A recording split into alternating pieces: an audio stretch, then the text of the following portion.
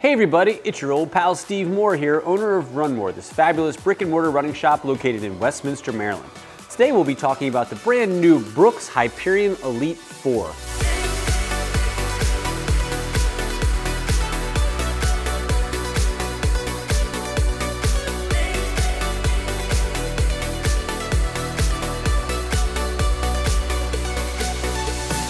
Hey, just a quick disclaimer, Brooks did not provide these shoes, they didn't ask for feedback, and they have no final say in any edits that we do. This is just some thoughts that I have on some of these great shoes. So let's dive into some of the nitty-gritty specs on the new Hyperion Elite 4.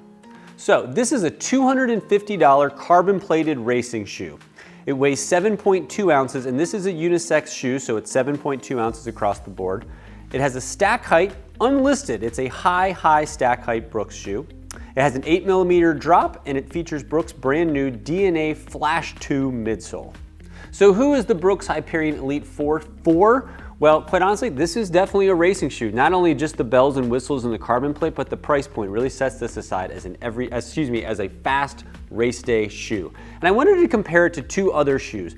First, I wanted to compare it briefly to the Hyperion Max. This was another shoe that Brooks came out with last year. This features the original Flash midsole, but has a lot of the same characteristics of the Elite. A little better price point at $170, has a pinch more weight to it, but a lot of the other specs are very similar to it. I found this just to be a little more of a cushy ride and this to be a little bit stiffer ride.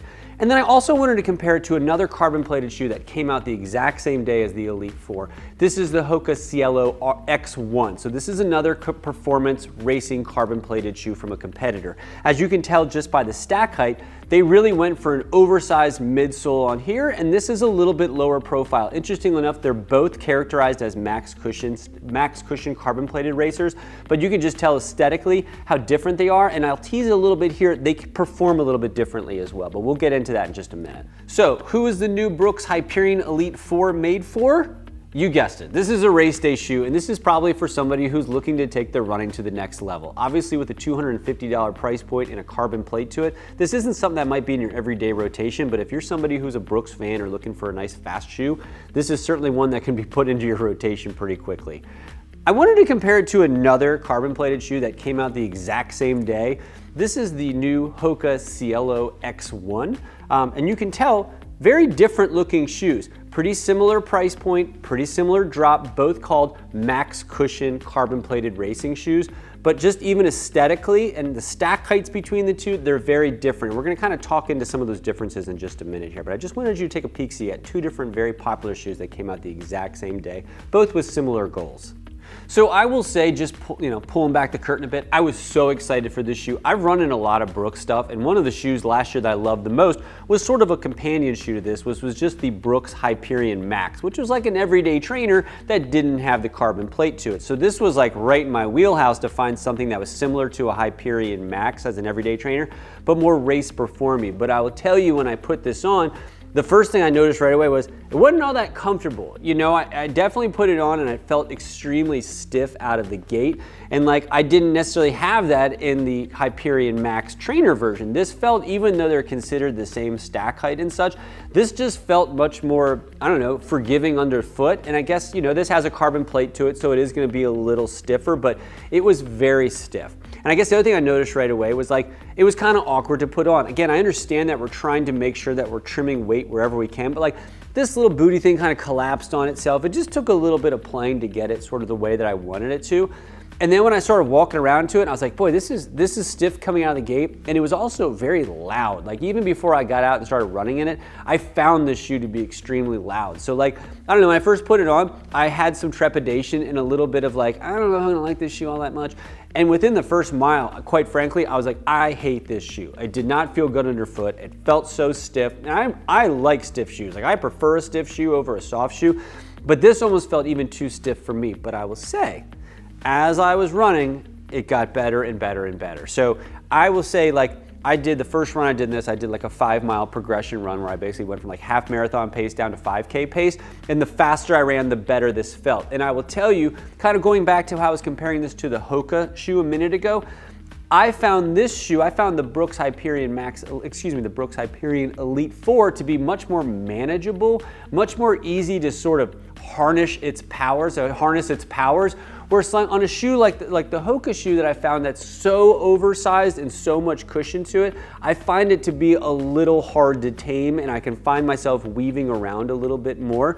And so like, let's just say I was going to do a 10K, a shoe that has a max cushion feel like the Hoka shoe, to me is not ideal. But if I wanted to run in something like the Brooks, this to me seems like a more of a shorter distance racing shoe. Like I could find myself pulling this for like a half marathon and being totally happy, but if I was running for, over, 2-3 hours, I feel like this shoe and how stiff it is and how it just doesn't feel like there's tons of cushion would probably be irksome after a while. You can sort of use this shoe and get up on your toes and feel super fast in it, but I just don't know over the long haul if that's gonna feel as good underfoot. Where a Hoka shoe and some of the other, I just picked this one up, but there's a lot of brand new max cushion carbon plated shoes out there, whether you're looking at like some of the New Balance stuff or the Diadora stuff, there's a lot of great carbon plated shoes, but most of them, especially I've probably tried 6 different carbon plated shoes in the last few months, most of them fall more into this high cushion Hoka category.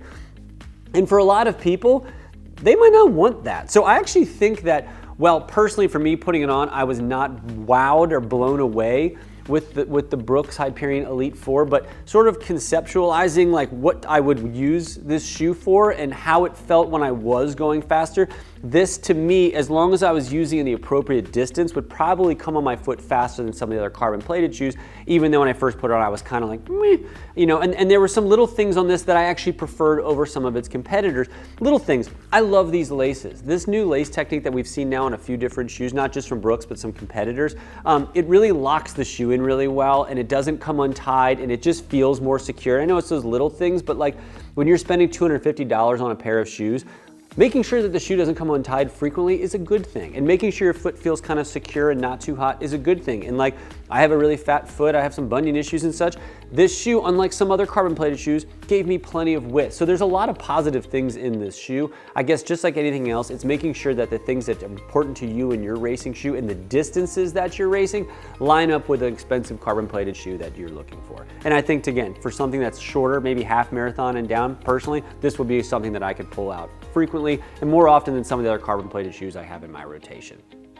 Now, of course, a lot of good stuff, but like I do have some serious concerns besides just some of the fit things on the heel and some of the stiffness. Durability, I think, is going to be quite suspect, and I wanted to show 2 things I thought were interesting, and we'll try to get some close-ups on this. But this shoe has 15 miles of wear in it, and you can really see that we've chunked out some sides of it. Where my Brooks Hyperion Max has about 125 miles on it, and it looks much newer. So that is concerning to me that it already shows so much wear and tear under such a short amount of miles on it. So something to keep an eye on.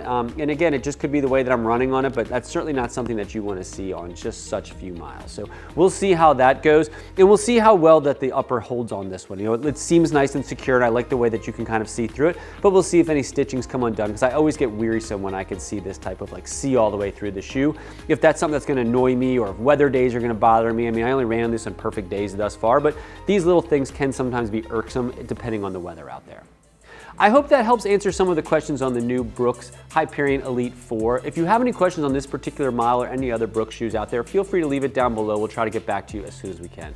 And if you wanted to pick up this fine, expensive product, feel free to use the link down below or head over to our website. And if you enter promo code RUNMORE, that's just one word, RUNMOORE, you'll save 10%. That's $25 on this shoe, and we'll ship it out to you for free.